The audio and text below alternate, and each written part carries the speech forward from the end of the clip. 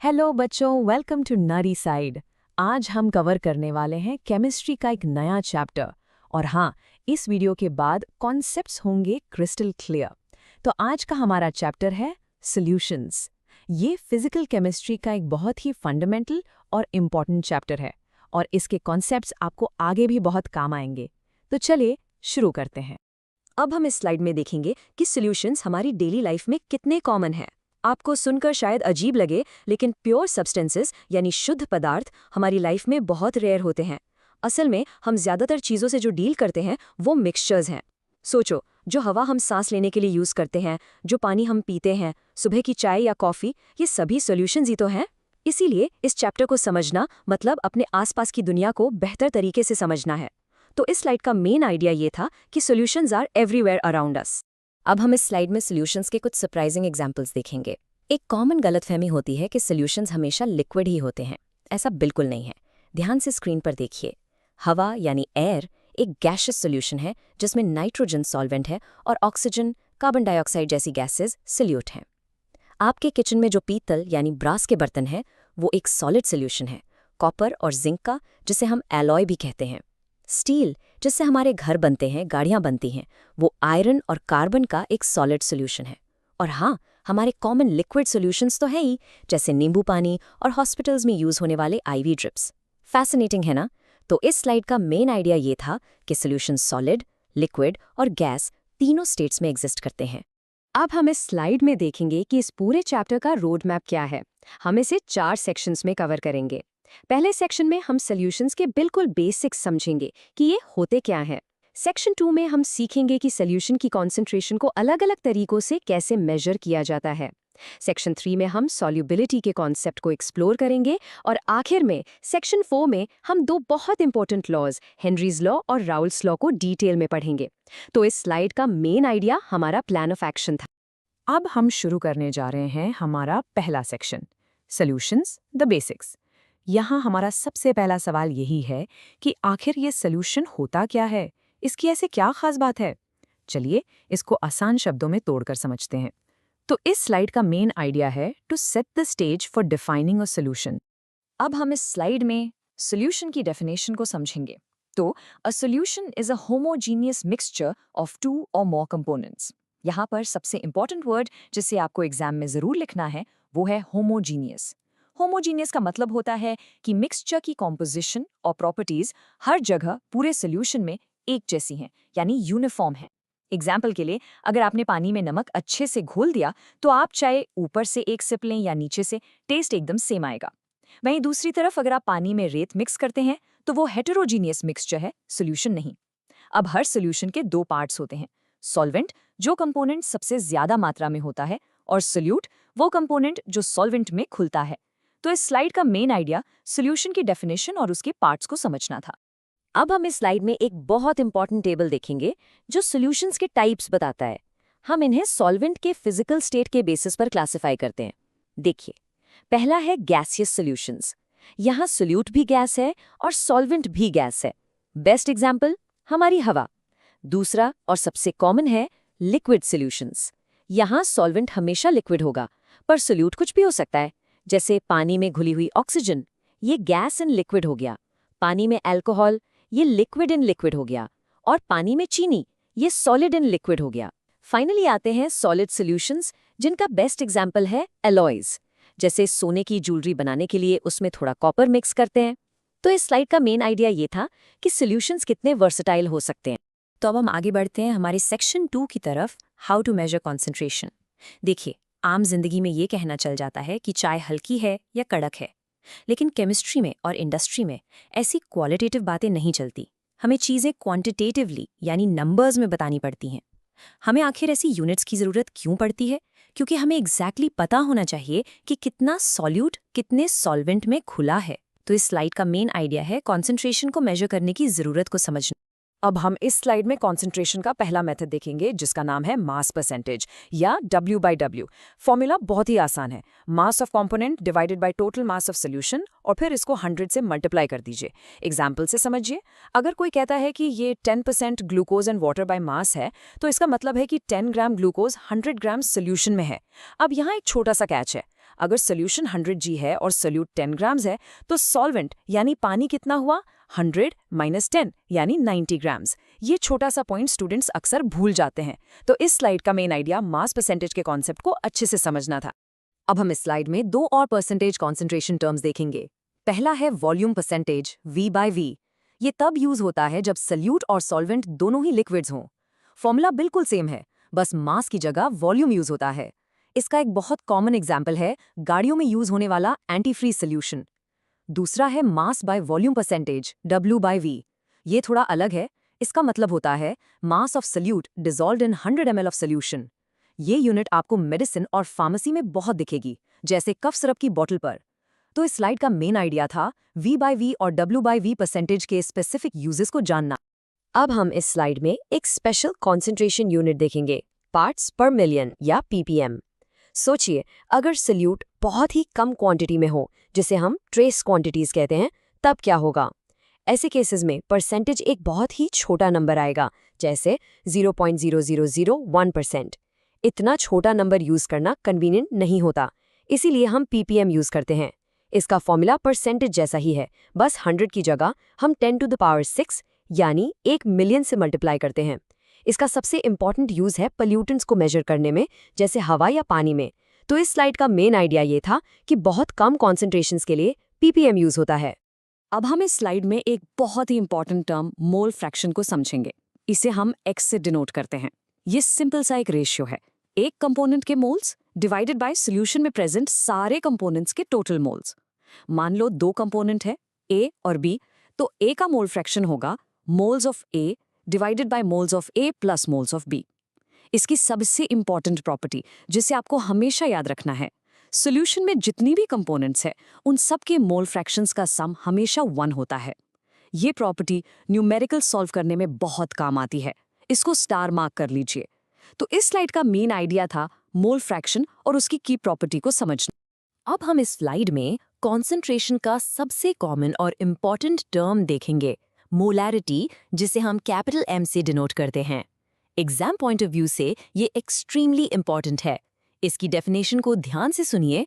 Number of moles of solute dissolved in 1 litre of the solution.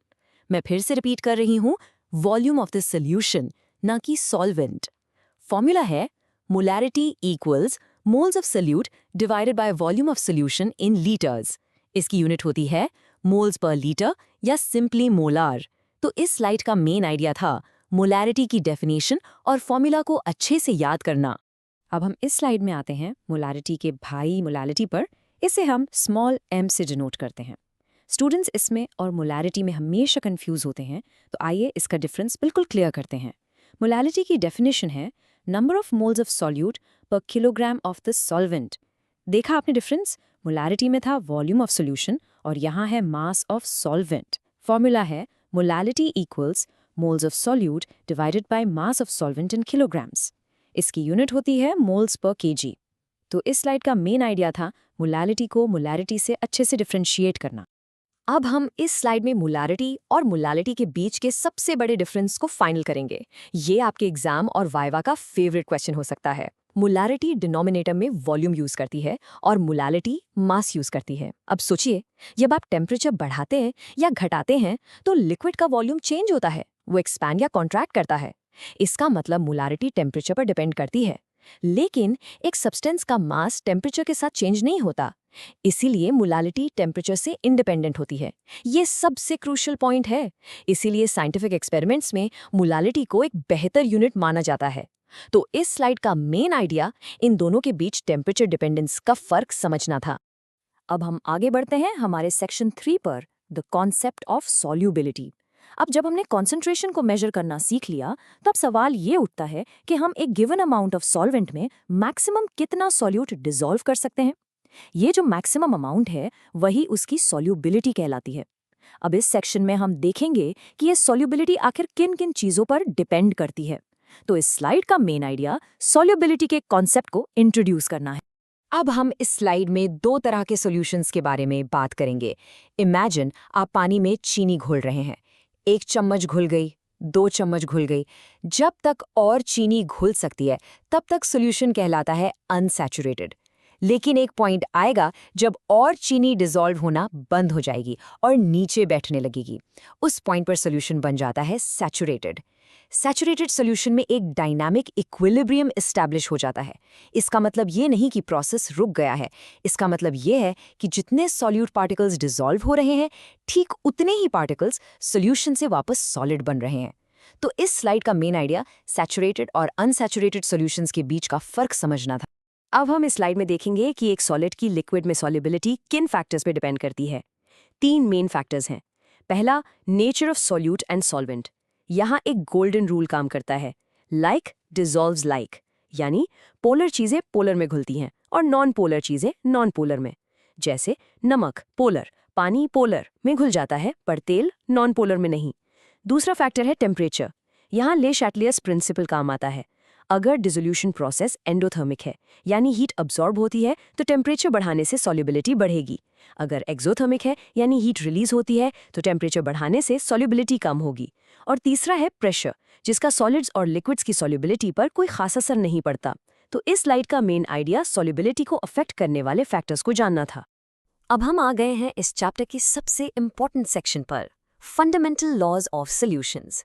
इस section में हम 2 बहुत ही पावरफुल लॉज पढ़ेंगे। हेनरीज लॉ, जो ये बताता है कि एक गैस लिक्विड में कितनी घुलेगी, और राउल्ट्स लॉ, जो सॉल्यूशंस के वेपर प्रेशर को डिस्क्राइब करता है। ये दोनों ही लॉज आपके एग्जाम्स के लिए और आगे की पढ़ाई के लिए बहुत ज़रूरी हैं। तो इस स्लाइड का मेन आइडिया इन 2 इंपॉर्टेंट लॉज को इंट्रोड्यूस करना है। अब हम इस स्लाइड में एक डायग्राम की मदद से समझेंगे कि प्रेशर का गैस की सॉल्युबिलिटी पर क्या इफेक्ट होता है। ध्यान से स्क्रीन पर देखिए। लेफ्ट वाले कंटेनर में कम प्रेशर है। आप देख सकते हैं कि लिक्विड के ऊपर गैस के पार्टिकल्स कम है और लिक्विड के अंदर भी कम है। अब राइट वाले कंटेनर में देखिए, हमने पिस्टन से प्रेशर बढ़ा दिया है। इससे लिक्विड के ऊपर गैस पार्टिकल्स की कॉन्सेंट्रेशन बढ़ गई और इसलिए अब ज्यादा पार्टिकल्स लिक्विड में डिसॉल्व हो रहे हैं। तो सिंपल से कंक्लूजन क्या है? जैसे जैसे हम प्रेशर बढ़ाते हैं, गैस की लिक्विड में सॉल्युबिलिटी बढ़ जाती है। तो इस स्लाइड का मेन आइडिया इस विजुअल से प्रेशर और सॉल्युबिलिटी का डायरेक्ट रिलेशन समझना था। अब हम इस स्लाइड में हेनरीज लॉ का ग्राफिकल रिप्रेजेंटेशन देखेंगे। वाई एक्सिस पर गैस का पार्शियल प्रेशर P है और एक्स एक्सिस पर सोल्यूशन में उसका मोल फ्रैक्शन X है। आप देख सकते हैं कि ये ग्राफ एक स्ट्रेट लाइन है जो ओरिजिन से पास हो रही है। मैथ्स में आपने पढ़ा होगा, ऐसी लाइन का मतलब होता है डायरेक्ट प्रोपोर्शनैलिटी, यानी partial pressure is directly proportional to the mole fraction. जितना ज्यादा प्रेशर होगा उतनी ही ज्यादा गैस डिसॉल्व होगी, यानी उतना ही ज्यादा उसका मोल फ्रैक्शन होगा। इस लाइन का जो स्लोप होता है वही हेनरीज लॉ कांस्टेंट यानी KH कहलाता है। तो इस स्लाइड का मेन आइडिया था हेनरीज लॉ को ग्राफिकली समझना। अब हम इस स्लाइड में हेनरीज लॉ को फॉर्मली डिफाइन करेंगे। लॉ कहता है कि the partial pressure of the gas in vapour phase P is proportional to the mole fraction of the gas X in the solution. इसका फॉर्मूला है P = KH टाइम्स X, जहां KH Henrys law constant है। अब यहाँ एक बहुत important point है जिसमें स्टूडेंट्स कंफ्यूज होते हैं। अगर हम प्रेशर को कांस्टेंट रखें तो फॉर्मूला को रीअरेंज करने पर आएगा X = P/KH। इसका मतलब KH की वैल्यू जितनी ज्यादा होगी, X यानी सॉल्युबिलिटी उतनी ही कम होगी। इसको नोट कर लीजिए, higher the KH lower the solubility. तो इस स्लाइड का मेन आइडिया था हेनरीज लॉ का फॉर्मूला और KH और सॉल्युबिलिटी का इनवर्स रिलेशन समझना। अब हम इस स्लाइड में हेनरीज लॉ के कुछ रियल लाइफ एप्लीकेशंस देखेंगे। जब आप एक कोल्ड ड्रिंक की बॉटल खोलते हैं तो वो फिज की आवाज आती है ना, वो हाई प्रेशर पर डिसॉल्व की गई कार्बन डाइऑक्साइड गैस है जो प्रेशर रिलीज होते ही बाहर आती है। स्कूबा डाइवर्स जब गहरे पानी में जाते हैं तो हाई प्रेशर की वजह से उनके ब्लड में ज्यादा नाइट्रोजन घुल जाती है। अगर वो तेजी से ऊपर आएं तो प्रेशर कम होने से ये नाइट्रोजन बबल्स बना देती है, जिससे द बेंज नाम की एक पेनफुल कंडीशन हो जाती है। और जब हम पहाड़ों पर जाते हैं तो वहाँ ऑक्सीजन का पार्शियल प्रेशर कम होता है, इसलिए हमारे ब्लड में कम ऑक्सीजन घुलती है, जिससे वीकनेस फील होती है। तो इस स्लाइड का मेन आइडिया था हेनरीज लॉ को डेली लाइफ से कनेक्ट करना। अब हम इस स्लाइड में हमारे फाइनल लॉ, राउल्ट्स लॉ के ग्राफ को समझेंगे। ये ग्राफ थोड़ा कॉम्प्लेक्स लग सकता है, पर चलिए इसे स्टेप बाय स्टेप तोड़ते हैं। वाई एक्सिस पर वेपर प्रेशर है और एक्स एक्सिस पर mole fraction. Dash line I component 1 का पार्शियल वेपर प्रेशर दिखा रही है, डैश लाइन I कंपोनेंट 2 का पार्शियल वेपर प्रेशर दिखा रही है, और जो ऊपर वाली सॉलिड लाइन I3 है वो सॉल्यूशन के टोटल वेपर प्रेशर है, जो इन दोनों पार्शियल प्रेशर्स का सम है, डाल्टन्स लॉ के अकॉर्डिंग।